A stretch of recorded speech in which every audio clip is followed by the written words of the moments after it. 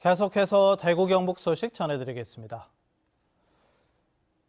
오늘 아침부터 눈과 비가 내리면서 기온도 크게 떨어지고 날이 무척 추웠습니다. 갑자기 찾아온 강추위에 이번 설 연휴 날씨도 변동이 심할 걸로 보이는데요. 자세한 연휴 날씨 김영은 기상캐스터가 전해드립니다. 오늘 아침부터 곳곳에 눈과 비가 내리면서 다시 겨울 추위가 찾아왔습니다. 강하게 느껴지는 찬 공기에 두툼한 겉옷을 입어도 몸이 저절로 움츠러들었는데요. 이번 설 연휴 날씨는 어떨지 한번 알아보겠습니다. 우선 내일부터 토요일까지 맑은 하늘이 드러나겠는데요. 아침에는 계속 강추위가 느껴지겠습니다. 다행히 낮부터는 조금씩 기온이 오르겠고요. 일요일에는 전 지역에 한 차례 다시 또 비가 내리겠습니다.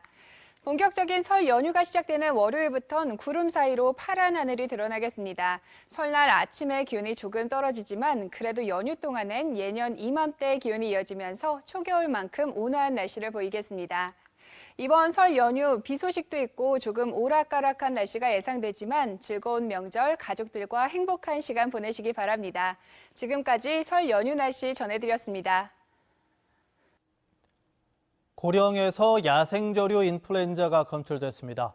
고령군은 지난 28일 환경부 국립환경과학원이 다산면 호천리 낙동강 일대에서 야생동물 분변을 분석한 결과 H7형 AI 바이러스인 것으로 확인됐다고 밝혔습니다.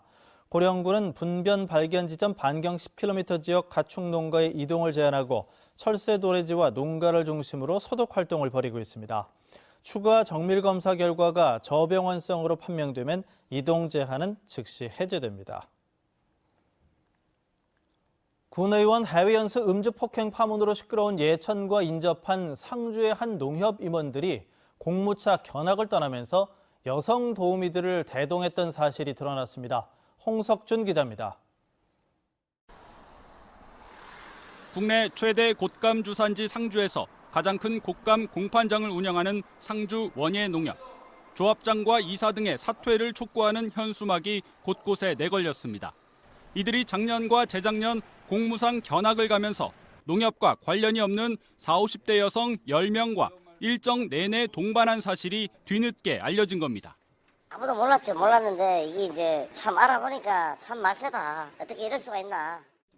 부산과 포항의 선진농협을 방문하겠다며 600만 원을 사용했는데 견학 계획서에 이미 총 20명의 식대, 그러니까 임원 10명에 여성 10명을 더한 비용이 계산돼 있었습니다.